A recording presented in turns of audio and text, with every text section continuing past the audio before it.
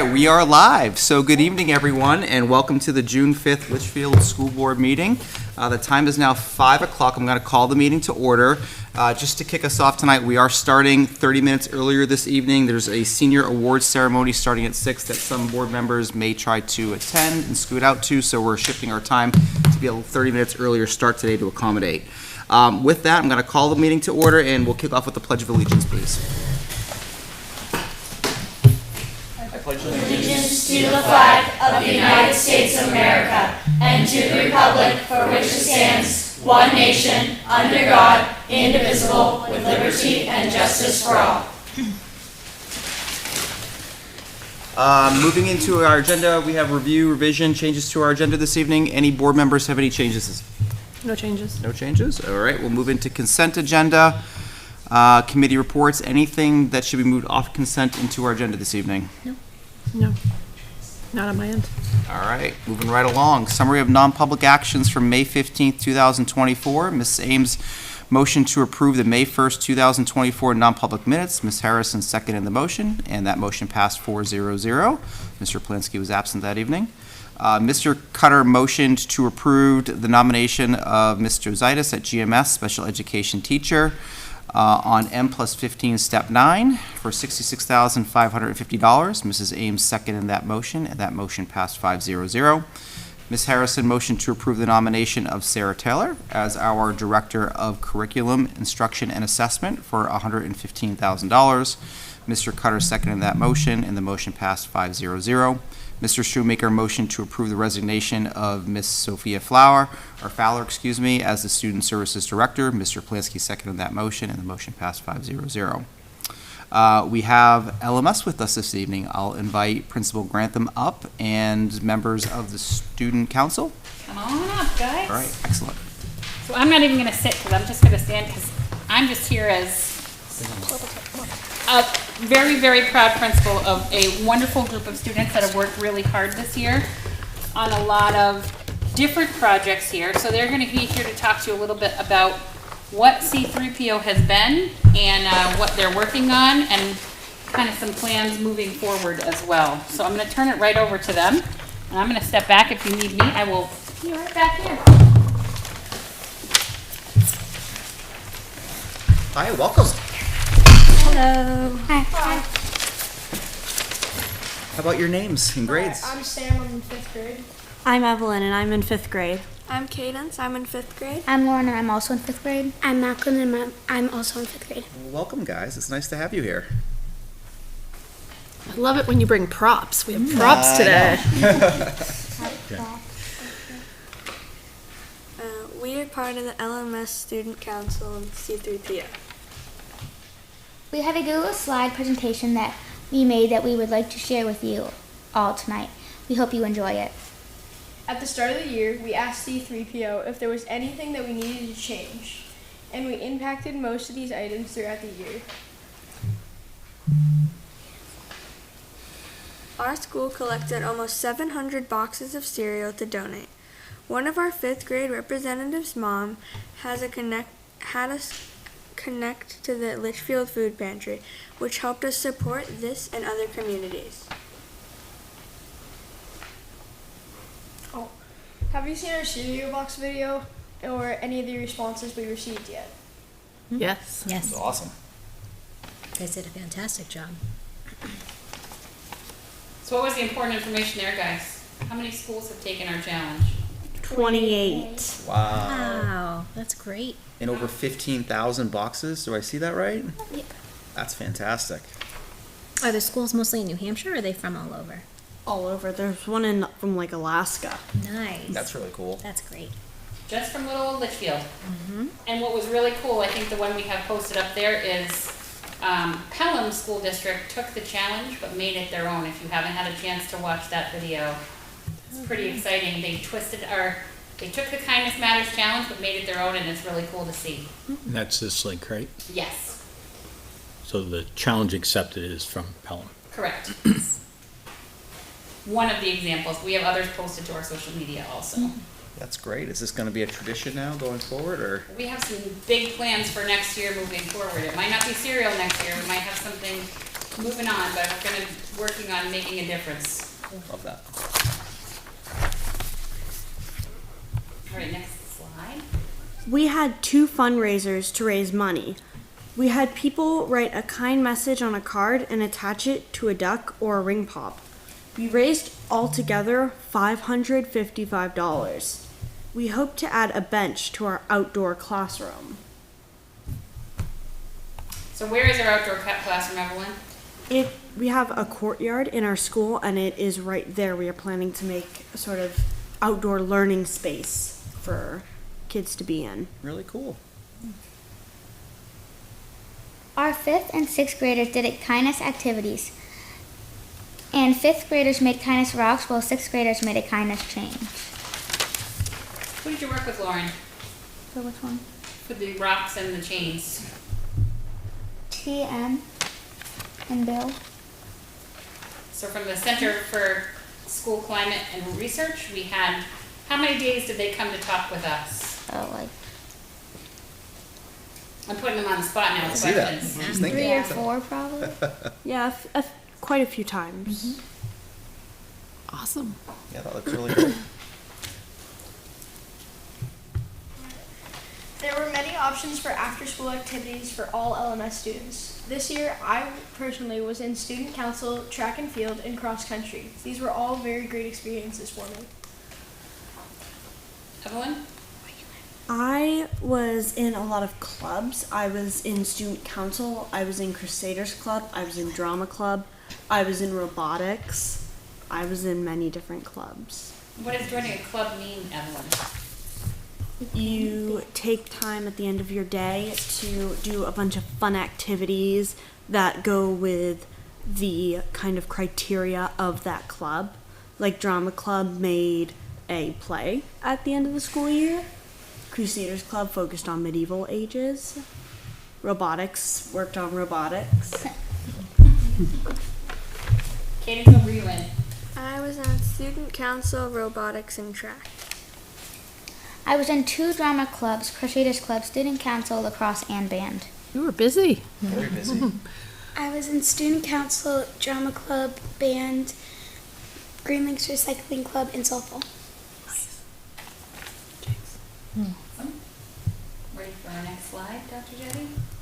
Mr. Solzin and student council have been putting up Funko Pops on staff's door frames that look or represent them. It started off in Mr. Solzin's room, then became a trend. At this time, all the teachers and staff have one at LMS. Maybe we can get CHS and GMS on board too. And these are some of the ones we have. Let's see the one from Mr. Selzen over here. That's Mr. Solzin. Yeah. Yeah, I can see it. Miss Yeah. Grantham. Slight resemblance, Miss Cunningham. except for when he lost his beard for. Sam, what's it holding in his hand?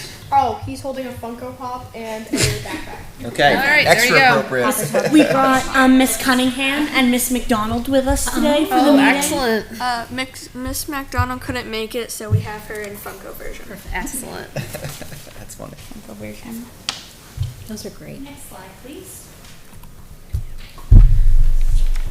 I want to see Mr. Fraser's. Wow. Let's go, LMS. Show some school spirit. It's so fun.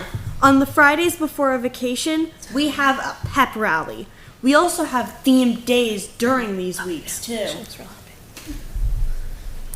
Here is a welcome to LMS video that we will be showing to 4th graders during Step Up Day tomorrow. Enjoy this sneak peek. Nice films. Is that copyrighted?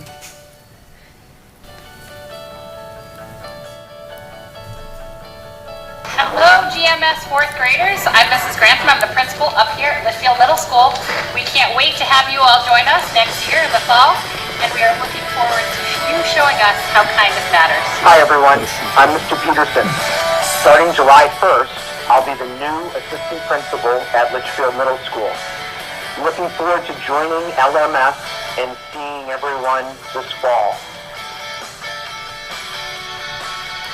I would say be careful what you wear because it might offend students and teachers. Check the student handbook if you're concerned on what you're wearing. I'm Mrs. Seashard. I am going to be the 5th grade school counselor next year, so I will get to meet all of you, and I can't wait. Teachers will always help you throughout the year, not just the first day and not in the middle. They'll always help you and will always be supportive. Hi, I'm Mrs. Love, and I teach 5th grade science. Hi, I'm Mr. Fraser, and I teach 5th grade language arts. Hi, I'm Mr. Sullivan, and I teach 5th grade math. Hi, 4th graders. I'm Miss Taggart Williams. I'll be your social studies teacher next year. I can't wait. Things throughout the year in Mr. Sullivan's class, listen to his hints. They will help. Join an after-school club. I'm Mrs. T. Something I wish I knew coming in is it's gonna be easy as long as you fit in. Do what you're supposed to. You'll have time for fun when the time is right, but do your work, listen to your teachers. The cooler you are with your teachers, the cooler they'll be to you.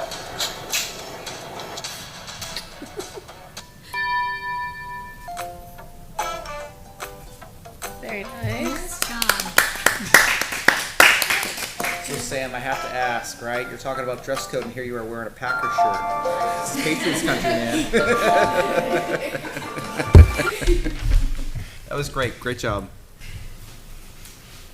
So that brings us to the end of our presentation. Do you have any questions for our C3PO students? We have one more line. Oh, you have one more line.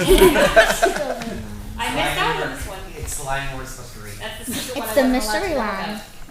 Yeah, it's the mystery line. We would like to thank Mr. Solzin, Mrs. Cunningham, Mrs. McDonald, and Miss Grantham for all their hard work and support with all of our activities. Thank you all. Well done. Great presentation, guys. Thank you for coming tonight. And thank you for working so hard to make LMS a great place to be for all of our students. I think your work is incredibly impactful and helpful, and I kind of wish that my kids were back at LMS. Congratulations on a great year. Do you guys continue into next year too, or do we have like elections and different groups of people? How does that work? Sort of at the beginning of the year, we get like permission slips saying, do you want to be in student council? And then whoever like brings them in, like they're automatically like entered into student council. Should you share with the school board what Mrs. Grantham got you today? Ice cream. Ice cream. As part of being C3PO and student council, we had an ice cream truck Oh, parked at nice. school this afternoon, and it was their reward for all of the work that they did as part of C3PO and student council, because they sold themselves short on some of the things that were on this list because they didn't have all night to tell you Yeah, all of the great things they're doing, but it's pretty awesome. great job, You guys guys. did a lot. All right, looking forward to seeing you next year. I just kind of took the back seat and gave them the reins to be able to do great things, and they rose and did above and beyond that. That's So great. it really was all them. Well, we appreciate you, and I'm sure your fellow students appreciate you too. Thanks, guys. Excellent. Thank you very much. Good job.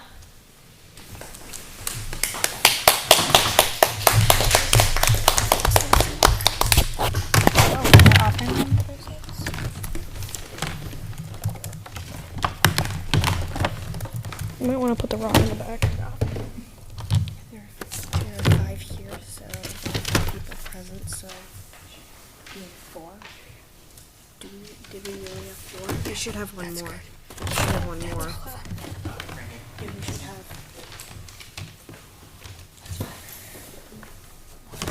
That's 6 right here. We have 6. So we just need. I can X them out, but see them if you want. That's all right.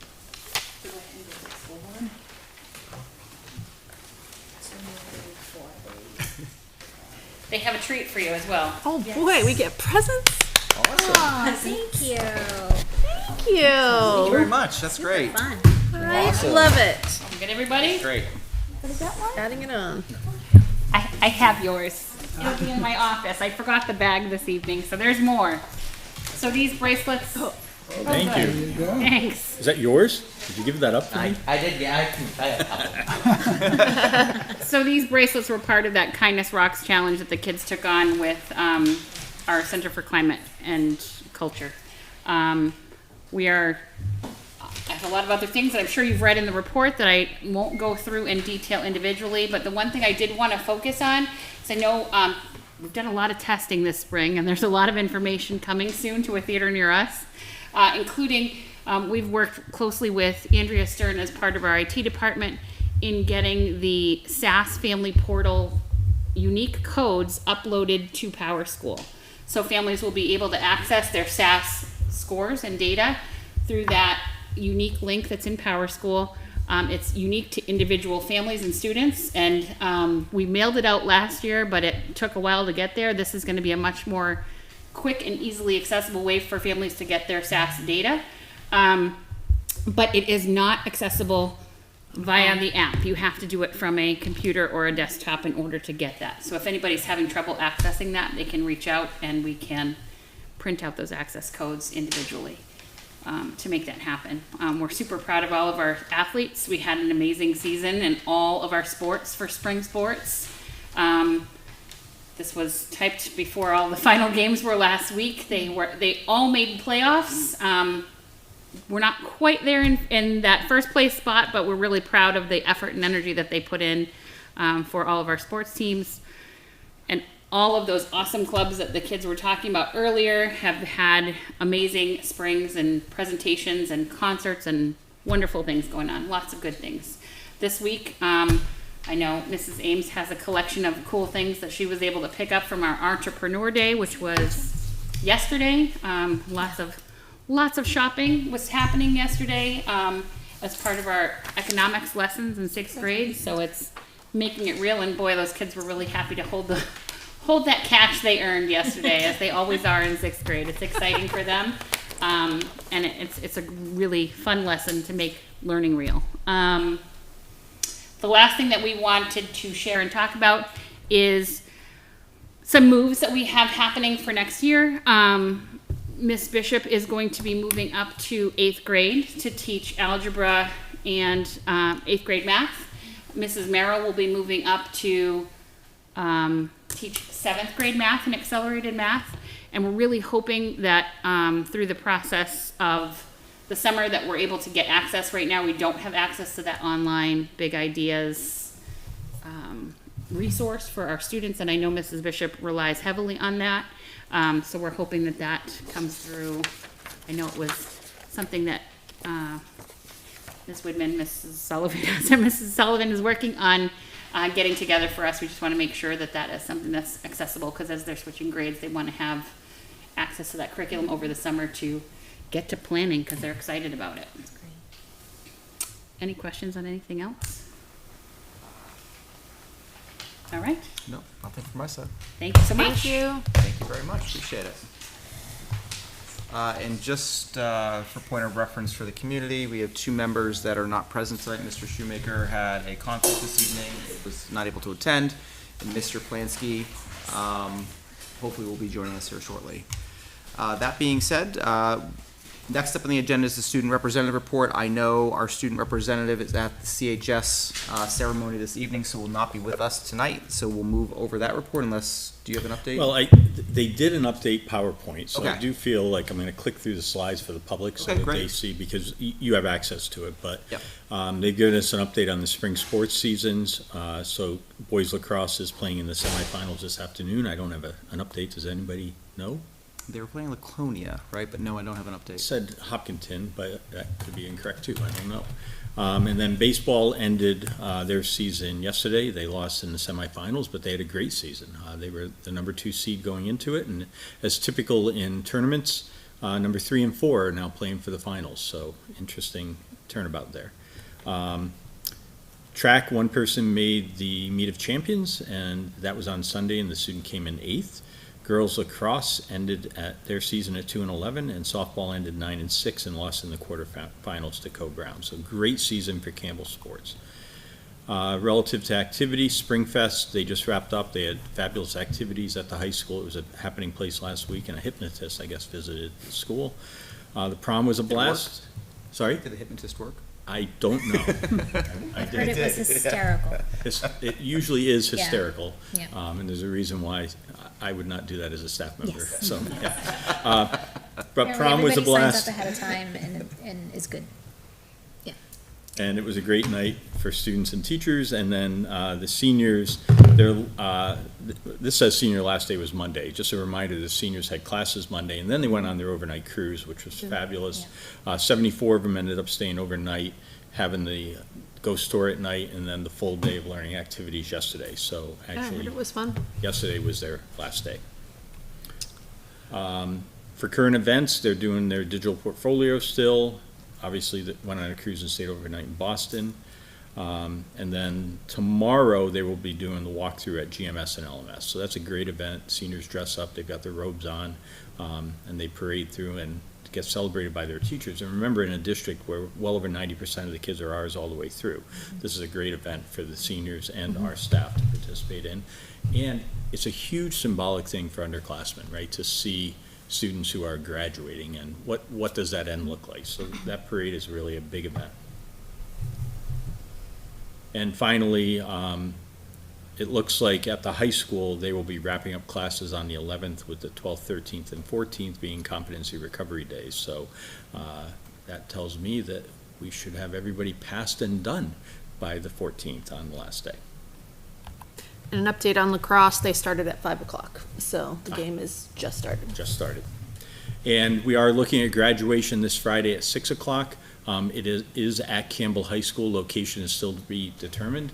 Principal Hess is now playing meteorologist and keeping an eye on storms. It's not a good thing. I've been there many times myself as a high school principal, and you're trying to make that tough decision about indoor or outdoor, but Mother Nature is going to rule the day and make that decision for us. So we'll get information out to the community as soon as a final decision has been made, but the weather is pretty unsettled right now, so we'll see how it unfolds.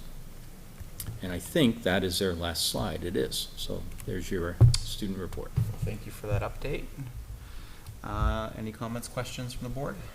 No, thank you. We'll move into community comment on agenda items. So this is the first of two community comments for agenda. Public comments are limited to 3 minutes per person. Public comments shall be made without expectation of a response by any school board member to matters raised by such commentary. And yeah, so now I'll open it up to community comment. Hearing none, we're going to close community comment and move right into correspondence. All right, let me find my spot here. We're starting here. Okay, on May 15th, Mr. Totten circulated the Fund 30 spreadsheet to the board. On May 15th, Kathleen Follis sent an email. She is the occupational therapist for the district, outlining concerns with moving preschool to CHS too quickly.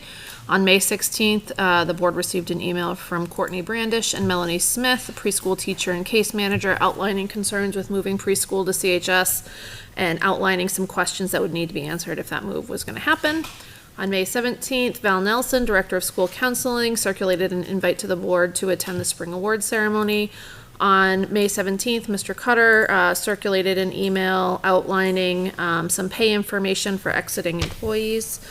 On May 17th, there was no name on the email, but pwrmine@aol.com sent us some information regarding the bridge closure in Hudson and the potential impact that could have on busing.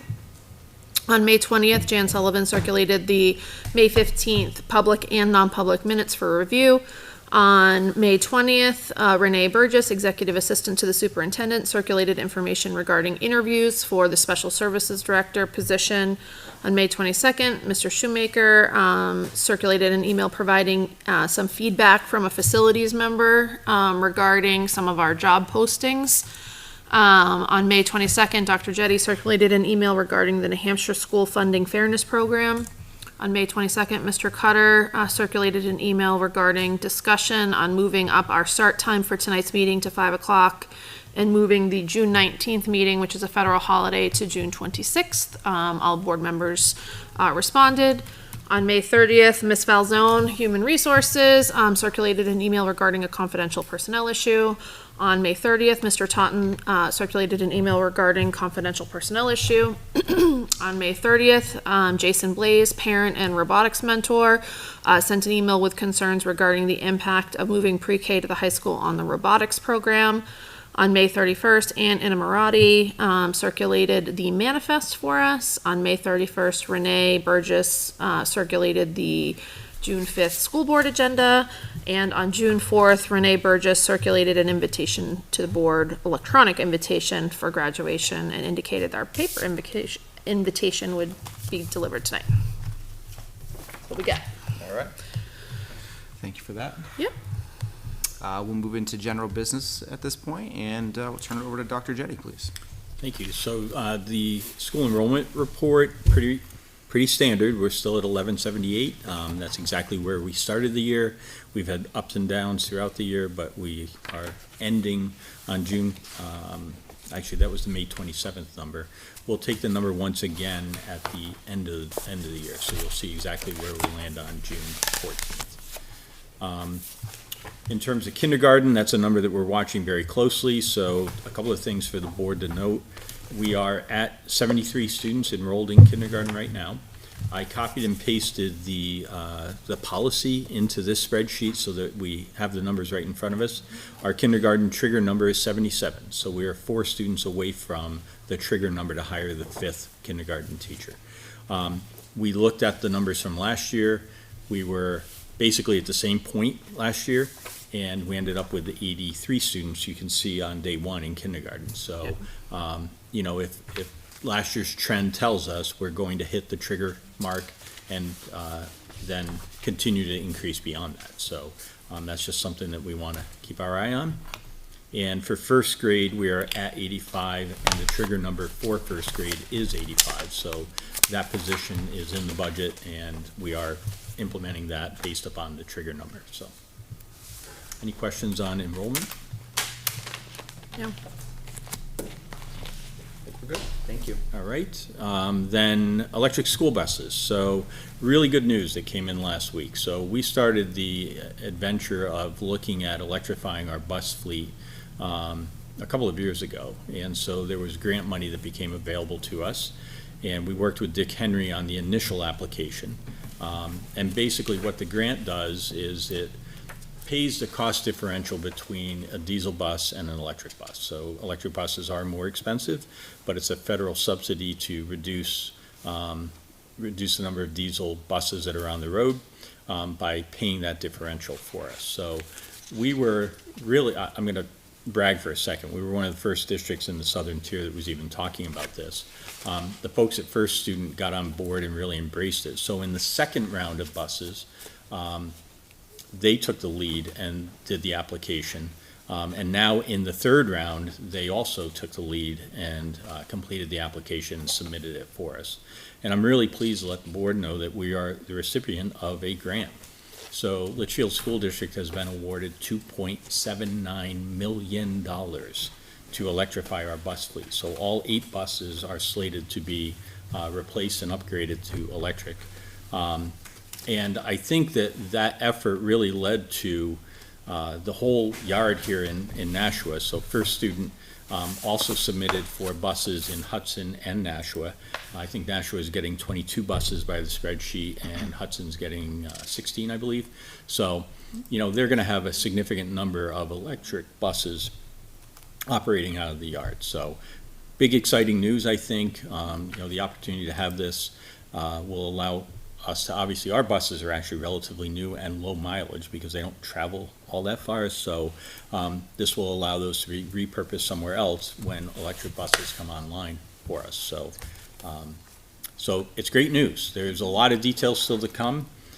We have a meeting tomorrow. It's our standard meeting with transportation, and we'll be looking at the timelines and implementation and so forth. But they have a national person with First Student who is sort of driving this, and I'm sure that we'll make sure that we do a smooth handoff with the incoming superintendent to make sure that this continues. But really, the ball is in the court of First Student. So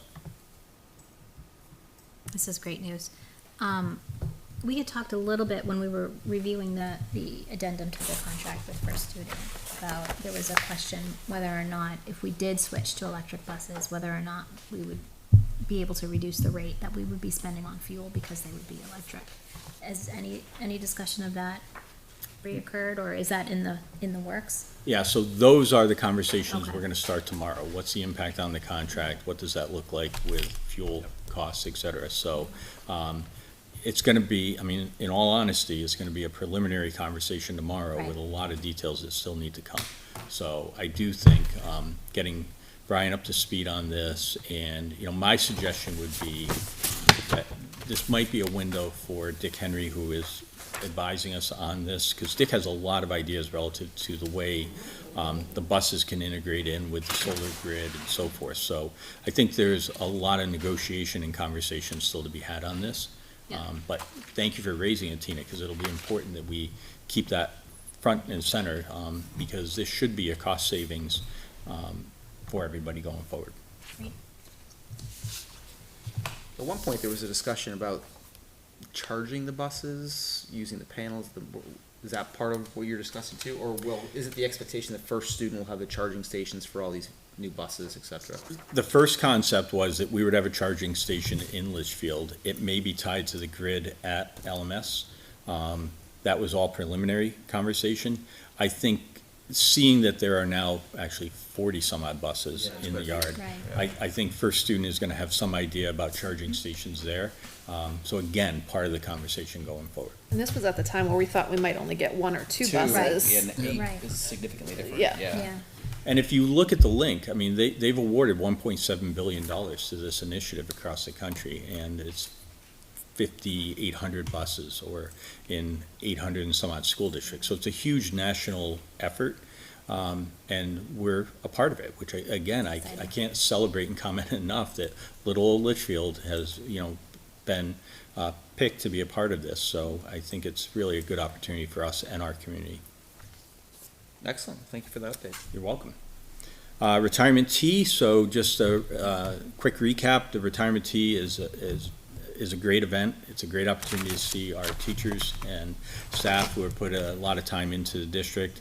And Chairman Cutter and I were there. Actually, Mr. Sullivan was there, and of course the principals all prepared their speeches for everybody. So that was a great event, and the link to the program is there for you. Chick Farm fundraiser. So the Campbell Lacrosse Boosters are asking for a new fundraiser. So this is actually coming from Tara Hirschberger, and she was not able to join us tonight. But the concept is that this is like a brochure or a catalog that goes out to people, and then if they place orders, then the boosters will get a piece of the order, right? So there'll be some monetary donation that is made. So I think it's a pretty standard type of fundraiser, but they are hoping to have it approved tonight so that they can begin the planning for that in the future. I'll make a motion to approve the Chick Farms fundraiser. I'll second. It's pretty Further cool. discussion? I think it's a great idea. Like you said, it's a pretty standard fundraiser to sell things, to raise money, but I love that this is incorporating a local business and everybody wins. Yeah, they're always willing to help the town too. Mhm. Great people. Excellent. All right. Any further discussion? All right. All those in favor, please say aye. Aye. Opposed? Abstained? That carries 400. And I added one other thing just quickly, because a slight change I want the board to be aware of. So as you recall, we outsourced the minutes, and all the feedback I've received from the board is that you've been very pleased with Jan's work on the minutes. So Jan Sullivan is the mother of Matt Sullivan, who does the same work for the town. They have formed an LLC called J&M Specialty Services, and so they asked that we update the contract to J&M, and that we put the, remember during the budgeting process, we increased the rate, so we've put that into the new contract, and we signed off on that. So that is in place going forward. That'll be another smooth handoff to the next administrative team. But if you hear from J&M, or if Matt is suddenly involved, I'm not exactly sure how they're gonna keep this going here. I just wanted you to have that awareness of the way it is looking on the back end. So I don't think it's gonna change anything. I think we're gonna get the minutes exactly where we have been. But I want you to be aware of J&M's name going forward. Thank you. And just on that point, now that we know what this is, was there any discussion about expansion of services to cover FIC? I know that was a discussion point. So I reached out and I asked that question, and it was, the answer I got back, and if you read the contract, it's not covered under the current contract. It was written to cover board meetings. And there was an offer to enter into another contract which I passed that information along to Matt Shoemaker. So Matt has that information, but it would be an additional contract and an additional expense. I And think it was $600. my advice to them was that it might be better to have a volunteer who's there, because part of the concern is the room is packed. You can't always see who's saying what and when, and it's very difficult to follow. So it may actually be easier for somebody in-house who knows everybody to do that. But Ms. Grantham took the minutes last time, and I think people have started to say their name if they're in the back of the room, so the people listening can understand who's talking about. Yeah. All right, well, I guess more to come on that. thank you. Anything else on No, superintendent anything for report? me? Nope. All right, we'll shift gears into Mr. Totten, business and operations discussion. Great, thanks. So we started this conversation last week, 2 weeks ago, 3 weeks ago, and that's kind of looking at the end of the year, and it's multiple tab spreadsheet, which is available to anyone. The first tab, which we won't go into detail again, is just kind of where are the numbers coming from. So if people see that we're adding up to a certain number, it's not, they can link it to something which has been turned into the state or been approved by the board. Next one is in regards to the revenue that we have received and why we have received more revenue than expected. So again, fund balance, which is ultimately what we're talking about, is a combination of when revenue is over what you expect as well as expenses being under. So this was the revenue being over, and this is updated as of today. So not too many changes, but we have received much of our expected revenue. So we're down to not expecting too much more revenue to come in. Next one was about expenses, why things are under or over, and that all feeds into the main tab that we've been looking at, which is the end of year tab.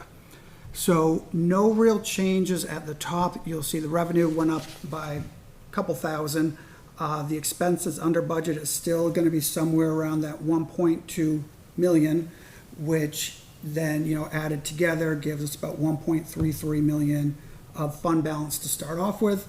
Again, now we go to what has to happen. So what has to happen is we have to make food service and our capital projects funds whole. Then the town voted in March to set aside money towards reserve funds. So that will be happening as well, because part of that was if we had enough fund balance, and we have enough fund balance to cover everything that the town voted for. Then we have the agreement as far as special education money going back to the town, so that's deducted from it, and then it's added back in later. Deducted so we can kind of see what money is left over after the have-tos happen. The next amount is a decision which the board would be looking to make either tonight or the last one in June, and that's what to do with the expenses that occurred for the elementary project. So we had pre-bond elementary work, whether that be Barker Architect, with their design of the work, especially when the land got switched, as well as some marketing work or videotaping work as well. So that work is around $41,000. It can come from two places. It can come from fund balance, or it can come from the Capital Improvement Expendable Trust Fund. So the Capital Improvement Trust Fund right now has a balance of $257,000 with another $125,000 that will be moved into there in July. So again, this could be a decision that's made tonight or in the last meeting in June, but those are the two spots that we would be looking to take the $41,000, to pay for the $41,000. This was always known that these were the two spots that we would be matching the revenue with the expenses for the pre-bond work at the elementary school. I thought when we did that, we said we were going to take it out of the trust fund. We were going to use money in that was in the trust fund. We always say that we're gonna, that's an option, but we say we'll wait to the end of the year to decide to see how much money is left in fund balance. So again, it's the will of the board which direction they go in, but those are the two options. And that's why we kind of wait to the end of the year. So there's definitely pluses and minuses to both. I think, with the expanded facilities committee, even though I hadn't been going to the meetings, everyone knows that something needs to be done at GMS. And that something is going to cost more than if you had the 257,000, the 125,000. It's gonna cost more than that amount. So does it make sense to leave as much as you can in the trust fund, knowing that there's gonna be expenses moving forward, or does it make sense to start depleting it, knowing that there have been current expenses as well? So then we move into possibilities as far as encumbering the money and using it for mainly safety things or things that might make sense to do because they might save money. So we have different things in here. For example, rekey in GMS. So we rekeyed the high school and the middle school several years back, and the exterior of GMS was rekeyed at that time, but none of the interior classrooms were rekeyed. So that would complete the rekeying of GMS. So instead of maintenance having a ring that might have 30 keys, where 8 of them they don't know where it goes to, they would go down to 1 or 2 keys. And it's the same system as LMS and CHS, which means that people can get into the rooms that they need to get into, but not extra rooms, which is important as we talk about student confidentiality and teacher files as well. So there's different possibilities in here. Not much has changed since last time. We took out some options just because of timing of things. We are still looking to figure out what the cost of sinks at LMS and possibly CHS would be. I don't know when we might get that in. Chris is, as far as, there's another one at the bottom that says network all 3 buildings. He's gonna be walking the buildings with a company next week. So that quote's not in. And then the LMS outside doors, that quote's not in as well. So I don't know if there's any further questions on these. Again, these are decisions that can be made tonight, not tomorrow, 3 weeks from now, or a combination of the two. So if there's some that really make sense to the board, where they say, okay, let's make sure we're moving forward with these, or if we think it's like a timely thing, some of these are more timely than others. We look at the summer approaching. If you're rekeying GMS, that obviously has to do with every single door, therefore every single classroom door. Therefore, it's better to get it done when the kids aren't there. If you're looking at adding blue lights to the front of GMS and CHS, that is shorter to do. That can be done in the summer. That can be done in the fall. That can be done after that. But there are a couple that the summer would probably be better. The rekeying, the GMS curbing. Again, if we went to fix the curbing, and that is from the sidewalk into the loop, it's crumbling, therefore it's more of a safety concern at that point.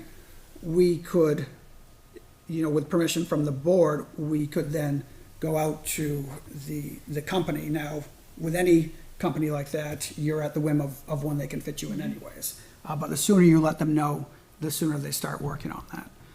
So further questions on this? We talked about some of this last time, but anything further? It's the will of the board on whether you feel comfortable voting tonight, knowing that we're a member down, or whether you'd like to wait, or whether you'd like to take it one by one. I think I'd like to see what some of these other prices are so we have the full list to pick from. Can I ask, has this been discussed on the administrative level, and is this in any particular order of urgency or importance or recommendation from admin team, or is this not in any particular order?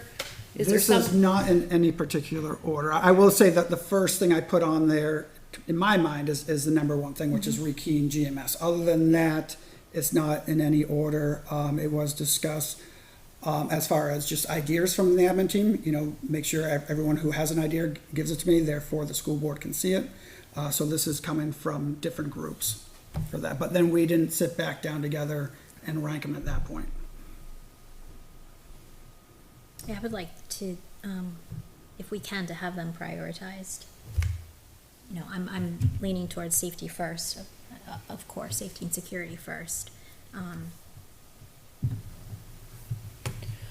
But if we could have an idea of. So for example, the math program, to me, that's something that I would love to have the thoughts of our new curriculum director. So I'm not sure that's something I would be interested in hearing the pros and cons of that, like that type of stuff. So I'm okay with taking it one at a time. I'm okay also with waiting so we have a full board member presence. I think on math program though, right? I mean, that makes financial sense, Not necessarily. right? Because, well, I guess I get, I mean, if we decide in 3 years that we want to You go want a in a different different program? direction, right? Didn't we do the math program last year? We did We did language arts. language last arts. year. It was Language arts, another one, yeah. It was like And a again, I 3-year think deal, that's a right? really good deal if we know that's what we're sticking with. Mm-hmm. Again, I'm just, with the amount of turnover we have coming on, and I just don't know whether there'll be different ideas or new recommendations or what that's gonna look like. I don't know that I wanna lock us in for 5 years, but I'd be, yeah. if that's the standard And is there an program. expiration to this quote, right? Yeah. We don't know that. Like, can we still get the same deal in 3 months from now? For me, if I'm just talking out of turn and just kind of going through this, rekeying GMS is a priority for me. Additional blue lights is a priority to me. GMS radios, I feel like we have a lot, but they've indicated they need more. Is that something that can come from impact fees because it's related to growth and population growth and more students and therefore more classrooms and more of a need of those emergency radios? I don't know, but I'm throwing that out there as a possibility. That seems like a priority to me. The GMS curbing, having been on joint loss, I've heard that issue and seen that issue, and I think that is just an accident waiting to happen at some point, and so I would recommend that. The new intercom systems, I'm interested in getting a little bit more information on those. Jen has a strong opinion on that. Can I just share why we have that on ours? Sure. I don't mean to speak Is out that of. okay? Yeah, that's fine. So for ours, our intercom system is so old, there are times that we can be mid-announcement and that shuts off completely. So in an Alice situation or an emergency situation, having an intercom system that works for that informed portion of Alice is critical. So the fact that we have one that, I'm gonna say this year, 8 or 9 times it's gone down, that's frightening to me. So that's why we have that on there. So again, to me, that's a safety Yeah. situation, safety issue, so that's something that, So, yeah, it's definitely mainly there as a safety thing. So what can happen at the high school is that the blue lights are tied into the intercom. So when the blue light button is pushed or by an adult or in the hallway by a student, and again, that's when a threat is happening at the school, then multiple things happen. It radios signals to dispatch center to call Litchfield PD, but it also then at the high school it can do a personalized announcement. So it could say something like, engage in Alice active threat known type of thing. And then what can happen at the high school is that you can override that message as more information comes into it. So if there was something that was happening in the gym and somebody was close to that and heard more information and could spread that more information on the intercom, it can interrupt that message to spread that information. So that can't happen at the middle school and the elementary school right now. It either has to blue light system has to be not tied into it so we can give information, or if it's tied in and it says some type of alert, there's no overriding that alert until you disengage the blue light system. Yeah, I think that's a safety and that's separate security. from the exterior speakers at the buildings, that's a different ask, so there's the intercom system that's in versus out, is that correct? That is correct, yeah. So when we did our Alice drills, there were some of us at different parts in the outside of the buildings, and we couldn't hear stuff. So that kind of comes from, those active drills that we do and kind of getting some feedback from them. And then definitely having the assistant principals, admin kind of go back to the buildings and kind of tell us what they need and what they want. That's why you can kind of see, I think the intercom system has, not the intercom, but the exterior speakers has some urgents and some additionals that would be good as well.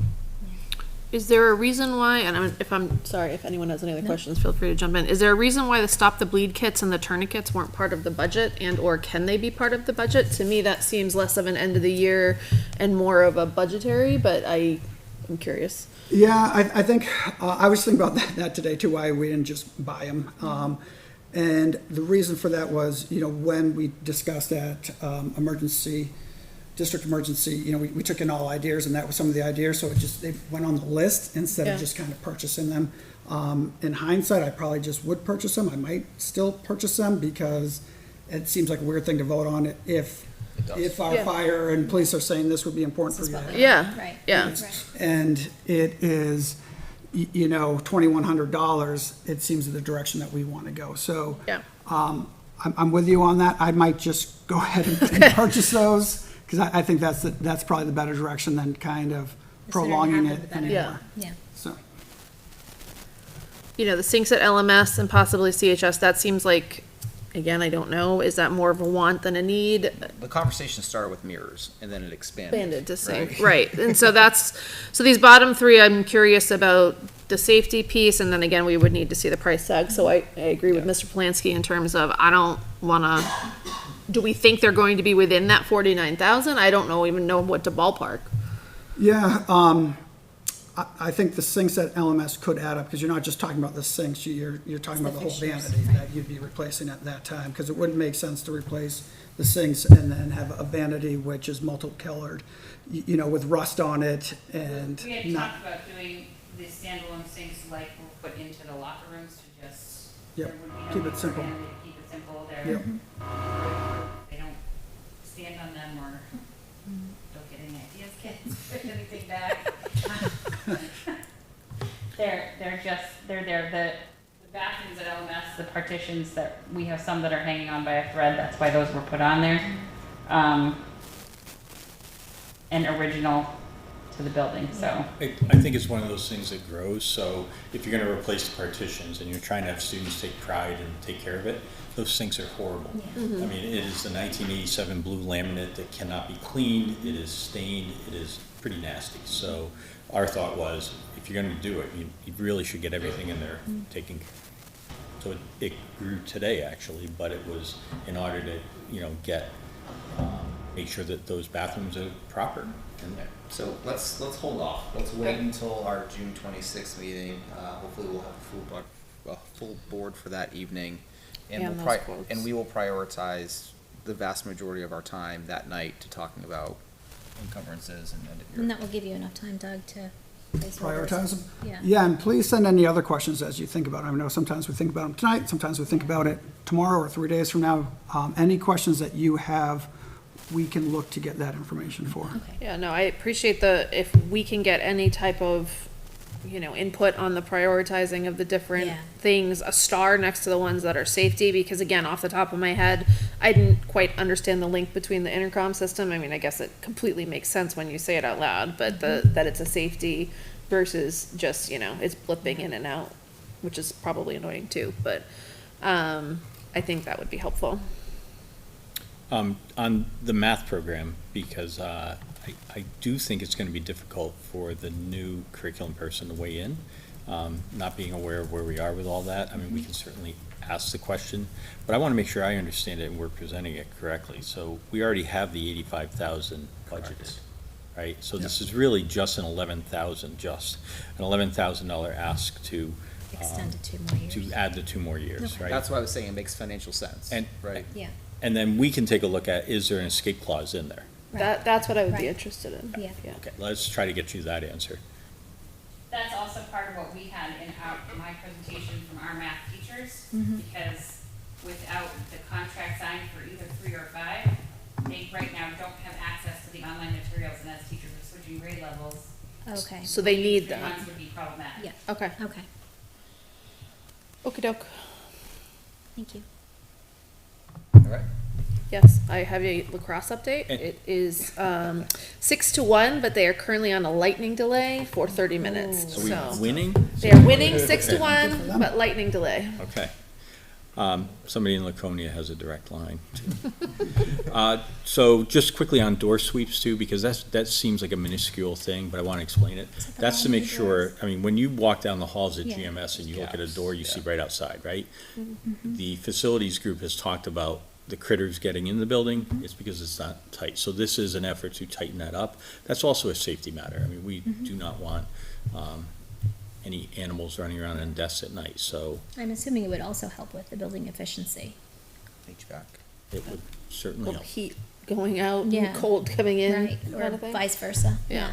And the biggest thing is really the flies, because they're just in the air down there, Super and they distracting. get in through, I mean, the cracks are pretty wide, so it's to seal and button that up. So I'm thinking more critters than heat, but I guess heat's a good point too. All right. All right, thank you. Mr. Totten, anything else this evening?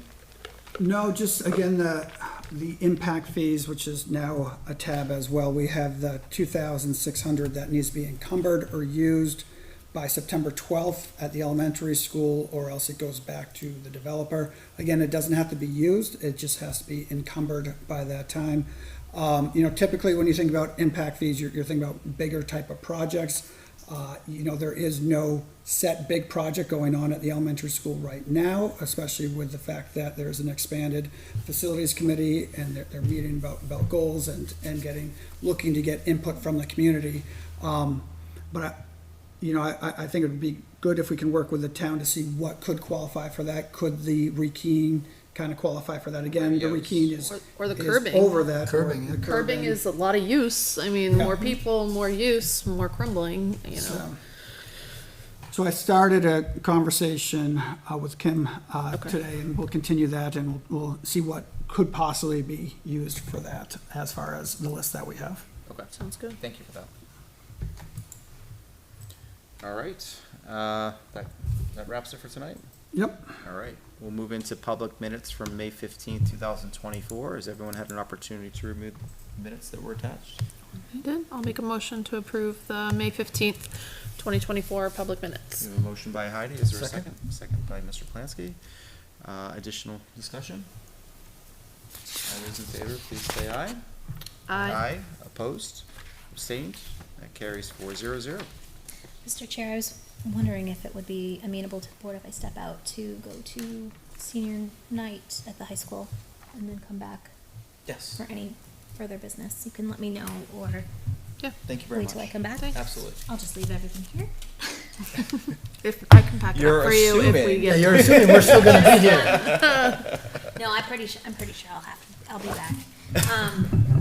Yeah, send me a text. Yeah. Challenge. I know. Mission accepted. The question is, where did I put my key? There it is. All right. All right, Thanks. Thank you. Say congratulations for us. All right, moving into new business, we have policies back on the agenda We this do have some evening. policies, All right, yes. what do we got? So the first three you'll see listed here are for first read. So these are in line with the NHSBA policies. These are to bring them up to date. So that's what the first three are. I hope everyone's had a chance to review them. They're relatively straightforward. But if there's any questions, I'm happy to try and answer them. The next two were related to policies that came before the policy committee on September 6th. We discussed them, and then we got, I think, a little bit sidetracked because there was a first read on some of them, on one of them, but it never made it back for a second read. I think we were looking to make sure, and just as a refresher for the board, a lot of these policies have requirements in them that we wanted to make sure that the district was either up to date or on track to be up to date, or had a plan to be up to date on, and we didn't want to put into place requirements necessarily. And so in terms of the data governance and security, it looks like Mr. Jamrog has been consulted on that and is on board. Am I speaking out of turn? No, that's correct. Okay. Note A Yeah. says that Chris is good. And then, so those are those first five, and then I can take the next two separately if you would like. Yeah, I've read through the policies that were circulated in advance. They look pretty standard and fine by me. Mr. Plansky, I don't know if you've had an opportunity to review. I did. I got to do a lot of reading on my plane. All right, so I will make a motion to approve policies ACN, JLCK, and KED for a first read. Perfect. I'll second. So we have a motion and a second. Additional discussion. All those in favor, please say aye. Aye. Opposed? Abstained? Those are approved, 3-0-0. And in terms of policies previously sent, these would just be approved for a second. Correct. Yeah, so Yeah. I'll make a motion to approve EHAA Computer Security and EHAB Data Governance and Security as a second reading. I will second. Motion by myself, second by Ms. Ames. Additional discussion? All those in favor, please say aye. Aye. Opposed? Abstained? That carries 3-0-0 as well.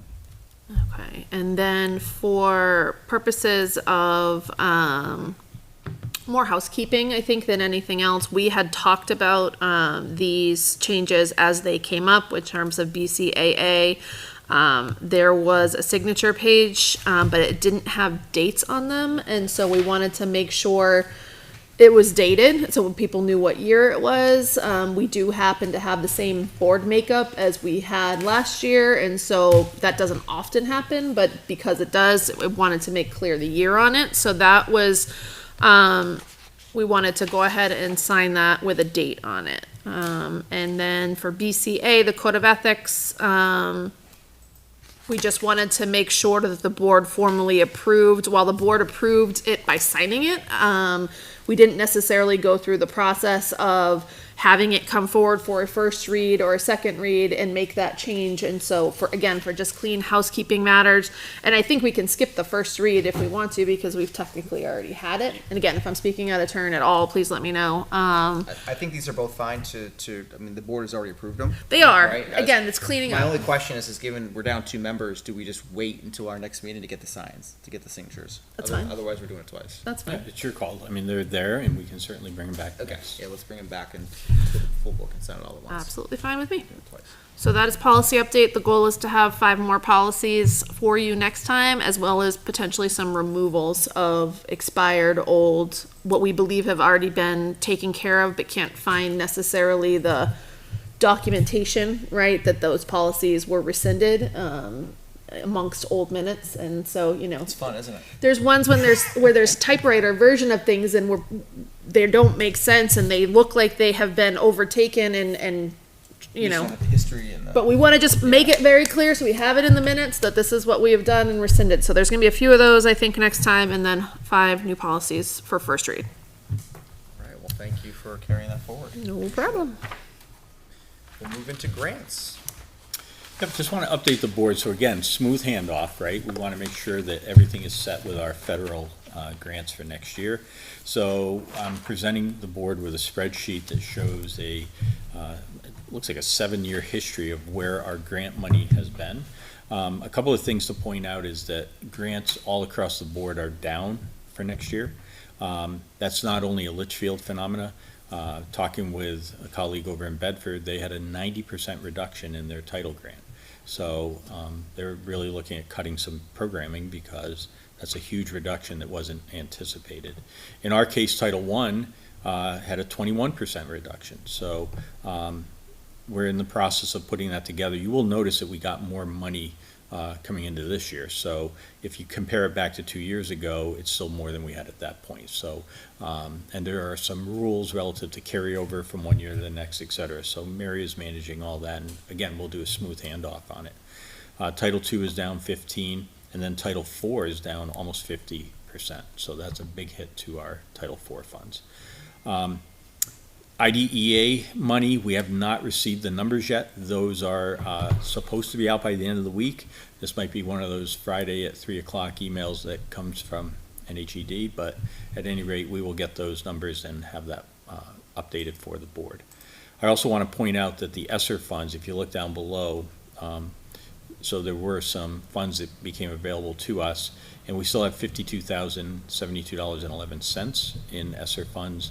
That needs to be spent by September 30th, I believe. So they are working to spend that down, and it's tied to some of the social work services will be coming out of that still, and then learning loss programs over the summer will be tied to that. So again, Mary's aware of it, and we're working to make sure that we expend those funds. So they're encumbered, they just haven't been expended? Is that Yeah, fair to say? so encumbered is a tricky word when it comes to grants because basically the grants are there, and then Ann's very good about submitting timely reports to the state. So those go right in, and then the money comes off. But that's the current balance in the ESSER funds from that last year. These monies can't be used for some of the other stuff we were talking about earlier. They cannot. They are earmarked to, in fact, if you remember, of the $750,000, we had to set aside 20% for learning loss. So it needed to be direct services to students and not other things. In terms of the revenue decrease, How does that impact what we were projecting for budget purposes going into next year? So we use a number, we have been using like a number like 575,000 for grants, but again, we can only spend what comes in. So if we have a total of 450,000, then we can only spend 450,000. If we get 600,000, we can spend 600,000. So it doesn't impact us too much as far as the number that we put in, because it's always matched by revenue, as far as impacting Fund 10 or local taxpayers type of thing. If the IDA grant came in significantly amount lower, there are some positions that are either partially funded or fully funded in there. That would create some harder decisions on what to do at that point. I don't know, just because the title grants are coming in lower by a decent percent, that means that the IDEA grant, I don't think they don't necessarily correlate. So I think we got to kind of hold off to see what we're getting for IDEA before we kind of make any hard decisions at that point. So. And other towns haven't got their IDEA grants yet either, right? It's overall delay. It has not come from the state yet, so it's not like Litchfield's waiting. Nobody has their allocations, and the way this will be issued, there'll be one memo with every school district and their amounts listed. So that's the way we receive the others. So hopefully by Friday, we'll get that number.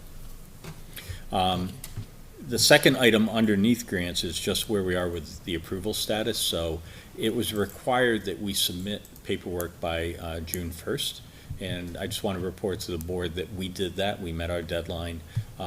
And the paperwork had to be signed by me and handled by Mary and Doug. So the three of us are leaving, obviously, but we wanted to make sure that it was done. And I just want the board to be assured that I have an email from the state saying we've met our obligations relative to that. And so it's not going to impact the ability of the district next year to spend any of those federal funds. I copied Brian on that, so he has a copy of it, so we're in really good shape.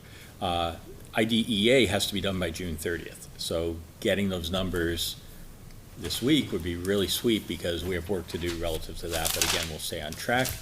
All of those require preliminary budget summaries and estimates, so we have put those in, but they can always be changed, and I just want to be clear with the board that you're not locked into what we have put in. It's the future administrators are able to request that grant back, make adjustments, as long as it meets the federal guidelines and requirements. You can't just divert money for learning loss to door sweeps, for example. You have to meet the requirements, but nothing's locked in stone. So even though we've submitted it because we have to, it can all be adjusted in the future. So really important handoff point going forward. Thank you for that. All right, moving into payroll authorization for next year. So I can't remember, policy DGA, right? So it references that, that we are supposed to have our payroll authorized in June. And so this is Doug's estimate taken straight out of our financial software of how much we have budgeted for payroll. So what we're looking for is for the board to approve that now so that you're aware that we can spend up to these caps that are listed. And I'm going to have Doug sort of summarize because I don't know the easiest motion that we would be seeking if you make it tonight or if you wait till the 26th. But we just want to be clear about what that motion would need to look like. Yeah, so you can see at the top of the report, it says in accounts between 1 and 131. So between, those are our salary accounts, whether they be for teachers, for admin, for paraprofessionals, for coaches, for referees. That's where all the salary accounts live. So this gets us that total amount that equates to the salaries that would go out next year. Again, this year we have a total amount and we weren't close to reaching that total amount because we were under due to science positions at the high school, para positions throughout the district, custodial positions. So I don't know the last time Litchfield might have been close to going up to the amount that was budgeted and approved by the taxpayers, but this sets that amount as being okay to authorize for salaries because again, it started with being authorized by the town. So you can see that this has Fund 10, which is the general fund, as well as a food service fund. And so if you go to page 3, it gives you the approved amount all the way to the right for both funds, which is that $14,005,441. And that reconciles with our state filed forms based upon what was voter approved in March? Yep. Okay. Yep. So, and no surprise, it's a larger number because, again, 76% of our money goes towards our staff. And that's part of the staff, and then you have on top of that, the ones, the amount that goes towards Social Security and retirement, which are, percentage of that as well. But this authorizes the salary, and therefore, what's linked to it also. So I think the motion would be to, authorize salaries up to an amount of $14,005,441 for the 24-25 school year. And just to be clear, this doesn't include any of the other benefits or anything else. This is specifically salaries? This is specifically salaries. Yeah. And this includes the contracts that were approved and passed, so the increases. Increases to, So for example, the LEA contract, Yes, LSSA yes. contracts passed, and so there'll be those increases. This incorporates that. yeah, so if we go back to a couple of years ago with the audit, one thing that wasn't happening was those decisions by the town weren't worked into the amount going into the next year. Yep. Those have all been worked in. Perfect. So when I pull the report, if anyone pulls the report, it's with those amounts worked into it as well. Perfect. Thank you. I'm fine. Yeah, I think we're making good to a go. motion. All right. I'll make a motion to approve $14,005,441 as salary for fiscal year 25. Second. Oh, you can have it. Did I say that correctly? You did? Okay. Yep. All right, additional discussion? All right, all those in favor, please say aye. Aye. Opposed? Abstained? Carries 300. Thank you for that, and thank you for staying on top of the way we need to make sure we follow the policy on that. So it's appreciated that we did that tonight.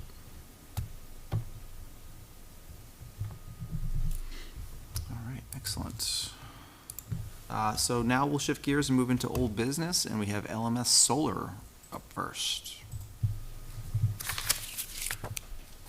Would you like me to just provide an update to the board on the contract, or would you like to take a shot at it? Well, so just very quickly, so the solar project is ongoing. I have not been on the roof in a bit, so I'm gonna look to Jen, who is there under the roof every day, so. Under the roof every day, and actually to peek up on the roof.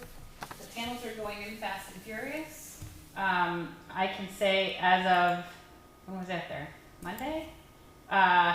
It's about a little more than half completed in regards to, we're definitely hearing the thumping and thudding during the day of them being attached to the footings that are up there, and they're well underway. So, good progress. Perfect.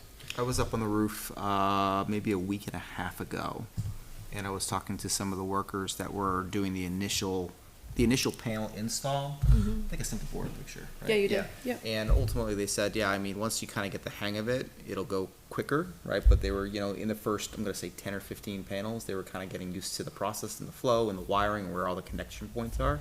But yeah, I'm assuming now they're kind of in a good rhythm for install. They're getting their stride for sure, if the weather holds out. I also spoke to Kay at Dynamic Grid, and my understanding is that the panels are on track for completion, for install completion, hopefully by the end of this month. Maybe that'll slip a few days into July, but certainly targeting the end of the month for completion on that. They were up there in the pouring rain, whatever day that was, we had the torrential rain. They stayed up on that roof. There was no thunder and lightning, and they were installing panels even in the rain. So I felt bad when they came down. So A few other things. So the interconnection agreement, which is from Eversource, right? This is the piece that allows our grid to interact with Eversource's electric grid in Litchfield. So we are still in the negotiation process with them. So we're waiting to hear back from Eversource. We are hoping that that is days away from being ready to be signed. But both Doug and I have had meetings with Eversource and sought input from our attorney and the insurance Primex to make sure that the contract was what we needed it to be. And then this agreement is one, and Andrew, I'll have you speak to it, but this, I believe, is an update, although we didn't know that this was going to be on here until yesterday, so we might need to do some more work relative to this, but. Yeah, I think there's going to be some edits that are probably necessary to this. So, I know at our last board meeting, we committed to getting some changes, and the changes documented for everything that we're talking about for solar. I don't see any mention here of the change from capacitor to battery storage, or as Kay will refer to it as a BESS system. So I think BESS is here, but there's no mention of the change from the original to here. So I do think that's important to highlight. Given all the continuous delays we've had with solar, I think it makes sense to add in some type of clause in here as a penalty. You're going to be completed by this date, right? Or there's some type of penalty added to a contract, which I would think is fairly normal. So those are things I'd like to discuss as a part of this document that we sign. Plus, the timelines in here are very vague. Very vague. Very vague, right? And I'd like to see some more concrete dates behind this, which is what aligned to what we talked about when we had that in-person meeting a month ago. So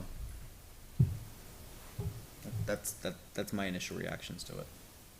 Anybody else thoughts? My initial reaction was it's pretty general and not specific, perhaps designed that way on purpose. Yeah.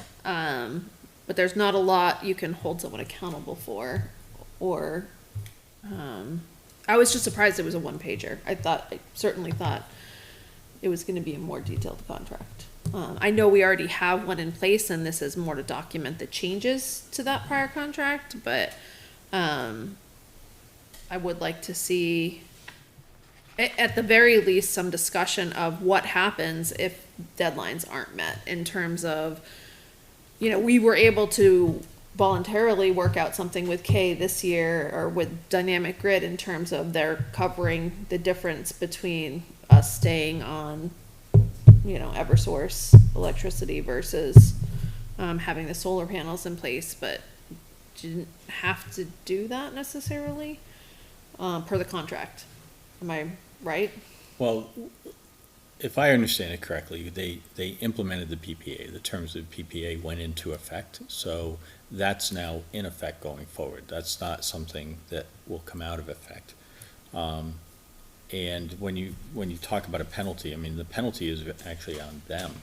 The incentive now is to deliver the product so that they can get their federal incentives that they're eligible for, that we're not eligible for. So that's the penalty to not getting the system up and going, is on that side of it. We're going to pay the $95,000, which is what the contract has in it. So is there a financial, I guess that's what I want to try to understand. Is there a financial benefit to us when this comes online? If right now we are operating under the terms of the PPA. We're already taking advantage of the financial benefit, because we would spend more on Eversource bills. That difference is being paid. Yeah. So I'm just curious, if this comes online in August versus comes online in November, there's no difference. There's no difference for the taxpayer. Is that correct? That is correct, is my understanding, other than once it comes online, substantial completion, that's when the clock starts ticking for the 6 years. Yes. So that hasn't started yet. So Okay. the financial part has started since September of 2023. Right. So it makes no difference when it comes online, other than the fact that the 6-year count up or count down starts at that time. Yeah, the other piece I'm sympathetic to is, again, I'm frustrated with how long this has taken. I'm frustrated with the delays, but I'm sure if you get down to actually examining the delays, how many of those were voluntary and how many of those were out of their control in terms of supply chain demand, things changing. And so, I I think it's a blend of both. probably, Yeah. I mean, probably. I guess I just want to, I was expecting to see more detail, and I'll leave it at that. So fourth quarter and whatnot isn't exactly specific. So you're looking for more detail as far as the timeline, more detail in Yes. regards to, Change in scope, I agree with the battery as well, more detail in regards to the battery. Yeah, but also, there was some recent, going back a couple weeks at this point, the big, I don't know what it's called, the big storage box in the garage of LMS. Yep, it's the combiner box. The combiner box, right? There was some discussion about location. The original scope had it on the roof. Right now, there was some conversation about moving that just outside the garage door. Like, I have no idea where they landed with that, right? But that would be, in my mind, a change. And we have to be comfortable with that change. And if that box really best location suited right outside one of the exit doors of the building? I would think not, but that's seemingly one of the things that they brought up. So if there are changes like that, they should be documented. That's the point. You should all be aware of it. So that's great feedback. Again, our effort was going into the interconnection agreement, but now we'll go back with this document and raise all these points. The one that I'm, again, just struggling with is the whole penalty piece, because I think the penalty is on them already in terms of. I don't know enough about it, right? But I just, typically in business, right, if you're delayed or if you're delayed significantly, there's some type of repercussion for that delay. I don't know what that looks like here. Yeah. Right? And I'm using the term penalty loosely. Yeah, I think because we've signed the PPA and we have a fixed price going forward, that we're getting out of the agreement what we were seeking to get out of it by putting the PPA into effect. Honestly, the penalty is on their side by not getting the other subsidies, because remember, I don't even remember now, it's like $600,000 worth of solar panels, and part of the financing of that by the investment group is to have the federal subsidies come in to offset that. And they can't get that until they're done. So they, in my opinion, are hustling to get to their substantial completion date so that they qualify for the assistance. Now, the second part to that too is that the summer months are obviously your money-making months where you're selling, the energy towards Eversource type of thing, and they're not able to do that. So they have a very timely incentive to get done as soon as possible so they can start selling, because we pay the same amount per month no matter what. All right. So wouldn't that be our electricity that we're selling back? Not during the 6 years of the PPA. We pay for a certain amount of. So after the 6 years, we would start reaping that benefit? Yes. So this is probably a dumb question, but I'm going to ask it anyway. Number 7, production of BESS in fourth quarter 2024. Is that when they're going to build the battery system? Yes, that's exactly what that is. So there's a change in scope, right? You hear capacitor versus battery, et cetera. So the change, and I've learned a lot about this. So they're changing it from the capacitor to an LTO system produced by Toshiba. LTO is lithium titanate oxide. I don't know. Oh, right. Right. Something like that. And yeah, so because of that change in suppliers, the idea here is that the production of that unit would be complete in the fourth quarter for then delivery in fourth quarter or potentially early into January. But because this is a known supplier and we're not waiting for a factory, right? They have some type of confidence in these timelines. But again, it's back to, I'd like to see more definitive dates. Right? Q4 could be September, it could be 12/31, we don't know. Well, and I think for impact purposes for our educational facilities, as there's planning in terms of the kids, what interruptions are there to the school day, what distractions are there to the school They gotta day. have a cement pad for this thing, they gotta get it, I'm assuming, in a tractor trailer of some sort for install, I have no idea. I'm assuming it would be helpful for planning purposes for the building and for the building administrator to have a little bit more of a concrete, even a month versus Q4. I understand that they can't say it's going to be on a specific date, but it would be helpful to be able to have that in mind and increase that communication for those purposes, would be my thought. but. All right, so I think there's feedback here. Excellent. We'll take it Share back that and back and- see what we can do. Awesome. Next up in old business this evening is board goals. I know this is a standing agenda item and that the board has decided to move forward, starting with this discussion in July. Anything else on that point for this evening? Nope, just keep thinking about it. Keep thinking about it. Facilities report, Mr. Shoemaker was not able to attend this evening. I don't know, Mr. Plansky, if you've been participating in the recent facilities meetings, or if you have an update you'd like to share this night? I was at the last facilities meeting. I haven't talked to Matt. I was out of town all of last week. There was supposed to be a walkthrough at the school on the 28th with Kyle and Matt and Mr. Oblenis and anybody else who wanted to attend. There wasn't going to be a Q&A period or anything like that, but I haven't seen anything back as far as what they saw when they're going to go up in the ceiling, look under there, look at the structure itself as far as the envelope goes. But I have no additional feedback. Next meeting, we will sort of officially pick a chair and a citizen co-chair. That's part of it. And I think we actually had a very good meeting. Last one was, we had broken into smaller groups and kind of threw a whole bunch of ideas out there as to how we can move forward, so. All right. Question from the audience? Sorry to be a question from the audience. The governance document was the one that had to be run by the board, I think, for the will of the board. Right.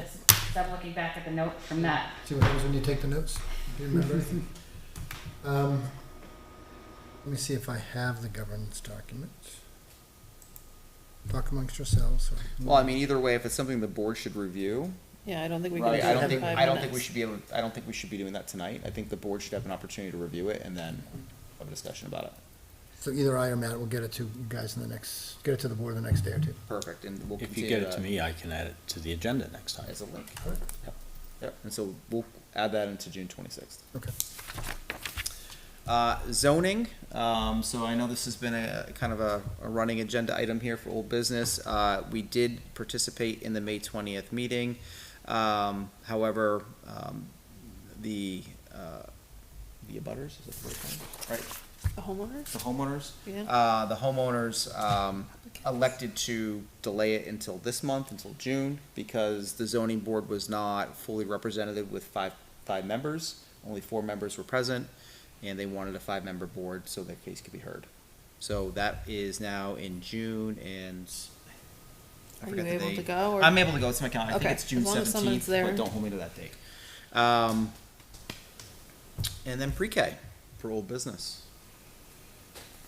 Yeah, So- where have we landed on that, I guess is the Yeah, question. based upon kind of the board discussion from a couple of weeks ago, has there been any further discussion internally, or? So, a couple of things. I went back, I wanted to review that whole conversation. I just wanted to kind of watch it play back. And, it really was a concept. I think I used the word conceptual about 6 times in the conversation, that we were just proposing this as a possibility. The board's aware that I had committed with Principal Mitchell not to push this. I have no skin in the game. I don't really mind where pre-K is next year.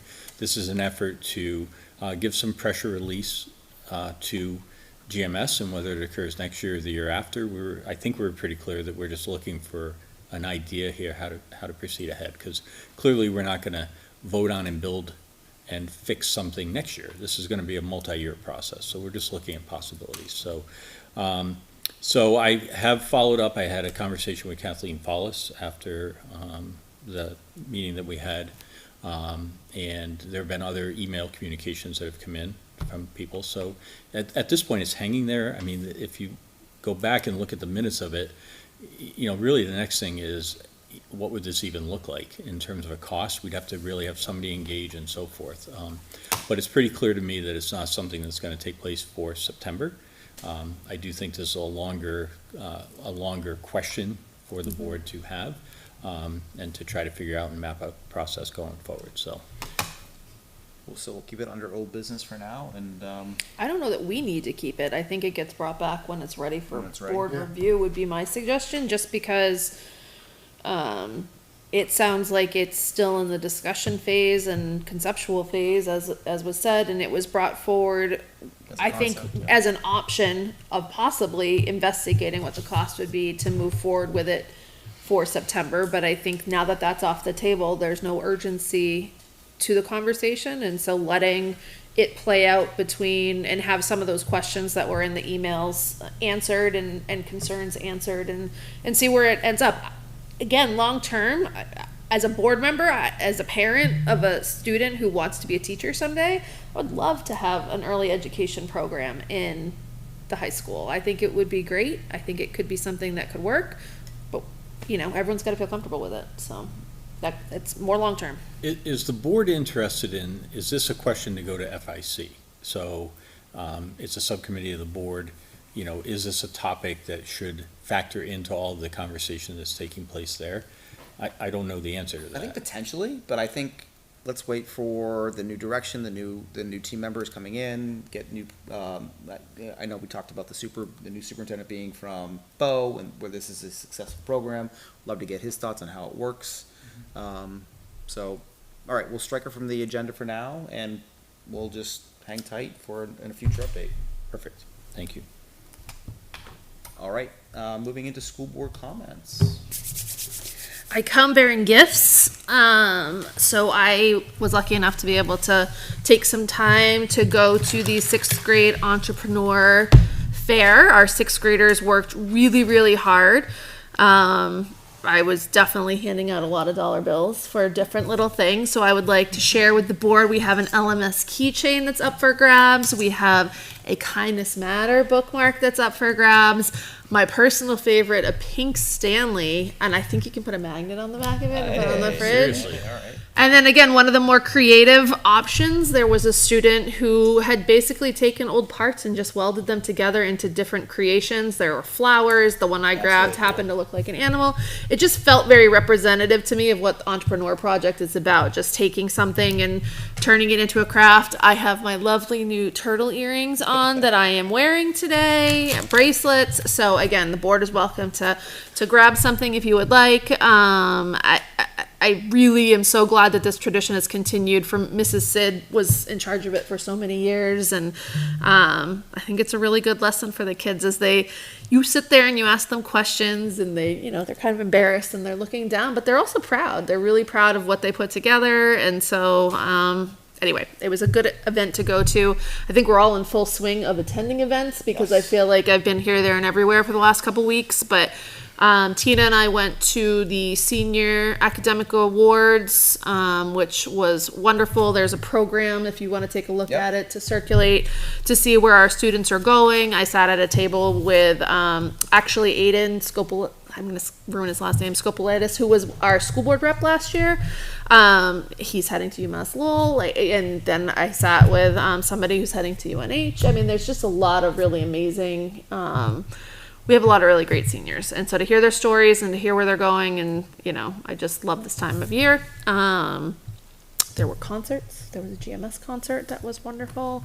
What else did we attend? I feel like we've been to everything. It's just a whirlwind. Even though it's been 3 weeks since our last meeting, I can't believe it's been 3 weeks because it's 8th grade dance. I got to chaperone. Yes, yep. Right? There's the walkthrough tomorrow. Although the walkthrough, the senior walk, they changed the times on that from what we had. Oh. So we can talk about that after. Yeah, someone should try. I'll try and be there. They do usually record it, but it's something about being there in person. So It bumps up with our push-up day, so our 4th graders stepping up from GMS.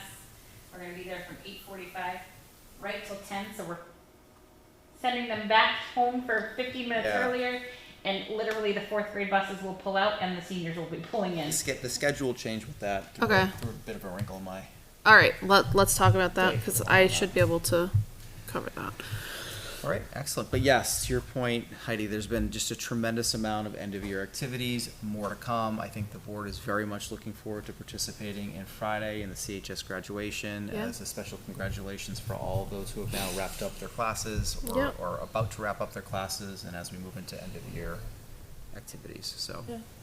Exciting time, just, super proud of the kids, but proud of the families, and, A lot, yeah. it takes a village, they say, and it's accurate, So, anyway, That was my school board comment. Mr. Plansky? No, I've been off the grid for 10 days. All right, sir. Moving into manifest this evening, there are 3 signatures on all of the manifest documents, so thank you for getting that over to us, and we'll turn it over into community input. This is our second community input. Any discussion points are welcome this evening. Hearing none, we'll close community input, and we are now going to move into non-public session under RSA 91A3, and we will move into non-public for A, B, and C, including the dismissal, promotion, or compensation of any public employee, the hiring of any person as a public employee, or matters which, if discussed in public, would likely adversely affect the reputation of any person other than a member of the body or agency itself. So with that, I will entertain a motion to move into non-public. So made. We have a motion by Ms. Ames. Second. Second by Mr. Plansky. Additional discussion. All those in favor, please signify by saying aye. Aye. Opposed? Abstained?